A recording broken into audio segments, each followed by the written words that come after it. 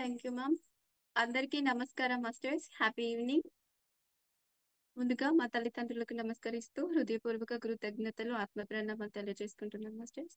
అలాగే మనందరి పరమ గురువులైన డాక్టర్ బ్రహ్మర్షి పితామహ పత్రిజీ గారికి అండ్ స్వర్ణమాల పత్రి అమ్మ గారి వారి పాదపద్మాలకి నమస్కరిస్తూ హృదయపూర్వక అనంతకోటి కృతజ్ఞతలు ఆత్మ ప్రణామాలు తెలియజేసుకుంటున్నాం మాస్టర్స్.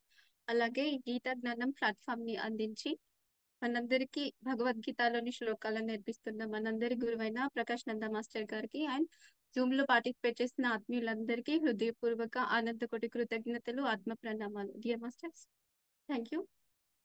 ఈ రోజు భగవద్గీత గీతాయనంలో జ్ఞాన యుగంలో 4వ అధ్యాయం 7వ శ్లోకం 7, 8 రెండు శ్లోకాలు నేర్చుకుందాం మాస్టర్స్.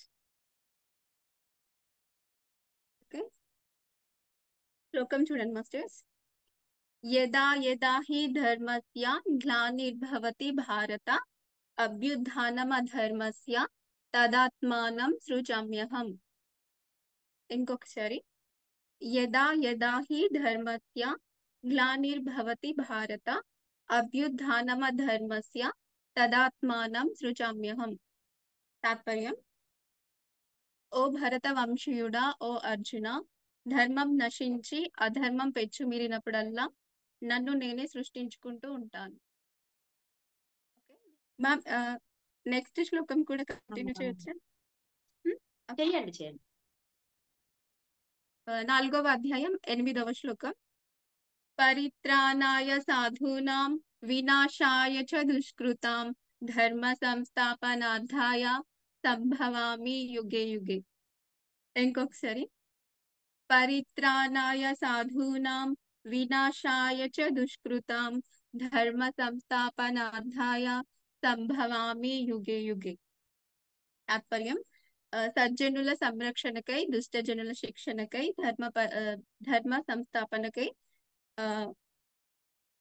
ప్రతి యుగంలోనూ నేను అవతరిస్తూనే ఉంటాను, పుడుతూనే ఉంటాను.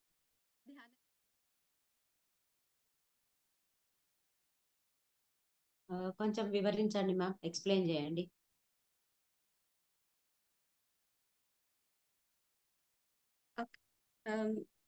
సో ఇప్పుడు ఫస్ట్ శ్లోకం చెప్పనా?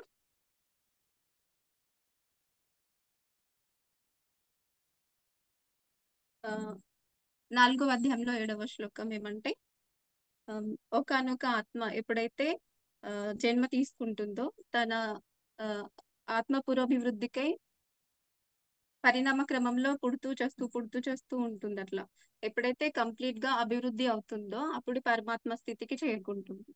అప్పుడు ఇంకా తన కోసం అంటే ఏం కాకుండా అందరి కోసం జన్మ తీసుకుంటూ వస్తుంది భూమి మీదకి. అలానే వచ్చిన వాళ్ళంతా కూడా యోగులు, మహానుభావులందరూ కూడా. సో అట్లా వాళ్ళు ఇక్కడ అధర్మం పెచ్చు మీరినప్పుడల్లా దాన్ని అరికట్టడానికి వాళ్ళు జన్మ తీసుకుంటూ వస్తారు ఇక్కడికి అని దాని అర్థం.